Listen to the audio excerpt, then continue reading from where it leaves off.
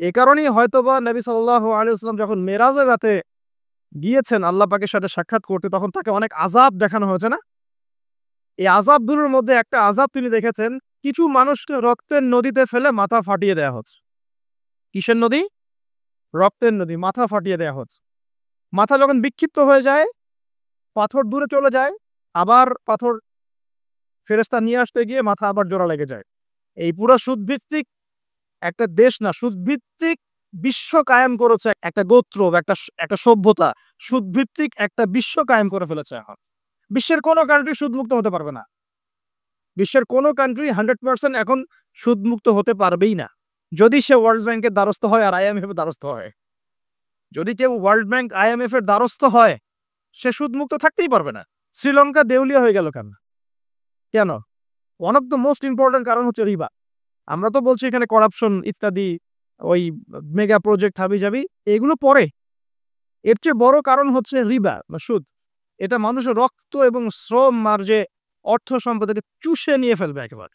এ কারণে দেখবেন বিশ্বের একটা অংশ রিবার মধ্য দিয়ে অনেক ধনী হয়েছে, আর বাকি অংশগুলো কিন্তু আস্তে আস্তে পভার্টি এবং ডেস্টিটিউশনের মধ্যে গিয়েছে। রক্ত চুষে খাওয়া, এটা হলো গরিবের রক্ত সাক করা, চুষে খাওয়া। এ কারণেই হয়তোবা নবী সাল্লাল্লাহু আলাইহি ওয়াসাল্লাম যখন মেরাজের রাতে গিয়েছেন আল্লাহ পাকের সাথে সাক্ষাৎ করতে, তখন তাকে অনেক আযাব দেখানো হয়েছে না?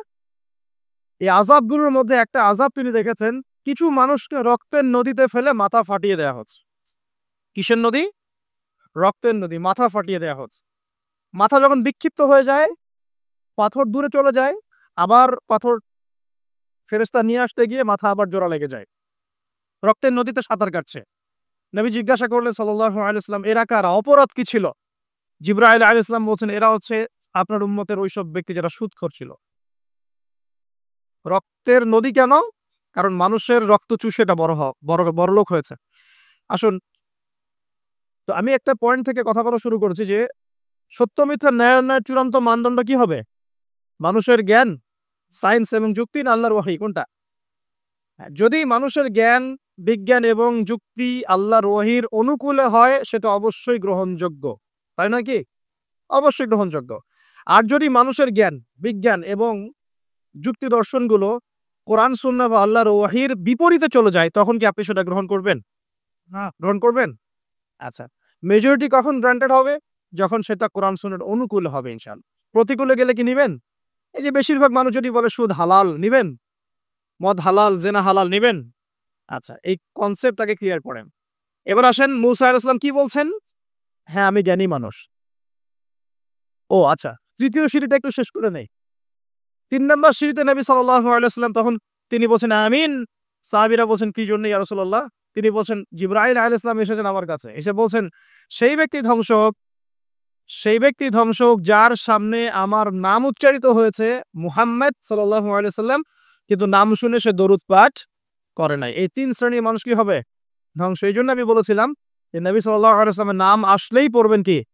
সাল্লাল্লাহু আলাইহি ওয়াসাল্লাম। ১০ টা নেকি হবে, আল্লাহ ১০ বার রহম করবেন, ১০ টা গুনাহ মাফ হবে। ইনশাআল্লাহ আপনি ধ্বংসপ্রাপ্তদের অন্তর্ভুক্ত হবেন না। আল্লাহর নবীর অভিশাপ আপনার উপরে থাকবে না ইনশাআল্লাহ তাআলা। একটা ছোট্ট কথা বলে সামনে যাই।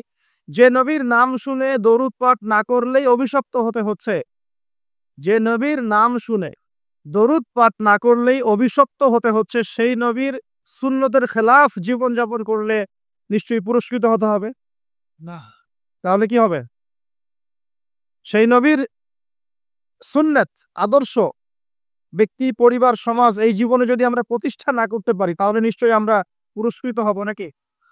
হব? নবীর নাম শুনে দরুদ না পড়লেই সে অভিশপ্ত হচ্ছে।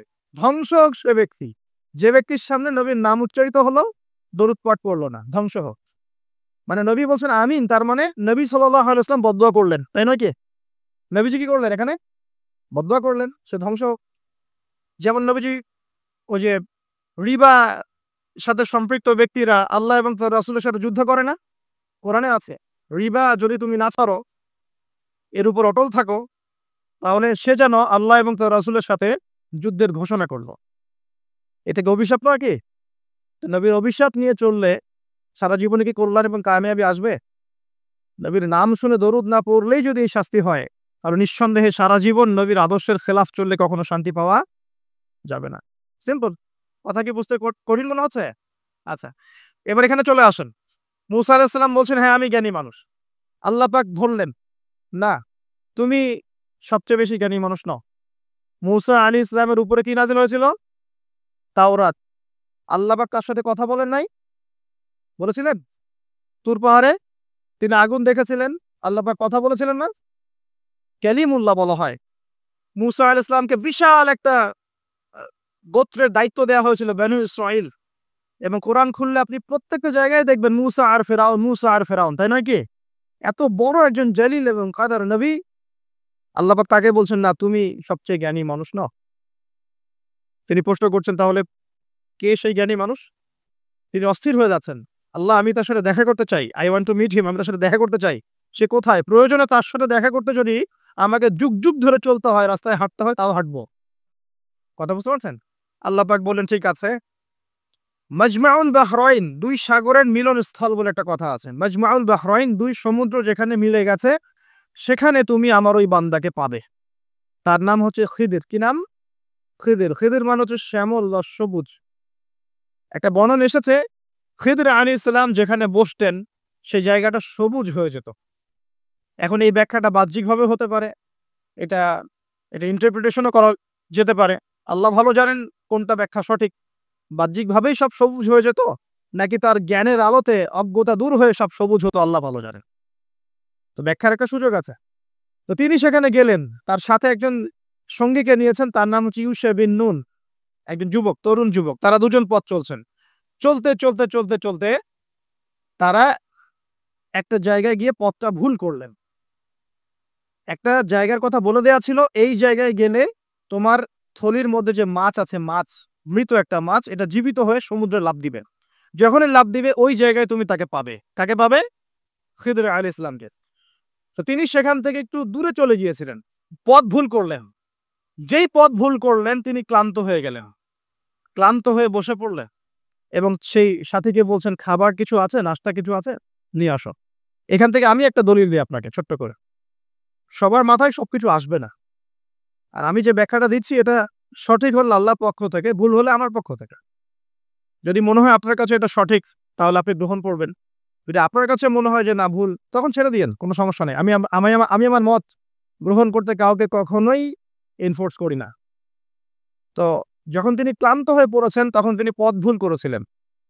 আমি ফিল করছি জিনিসটা এভাবে যে জীবনে চলার পথে আমাদের গন্তব্য যদি ঠিক না থাকে, তাহলে আমরা খুব সহজেই ক্লান্ত হয়ে পড়বো আরকি।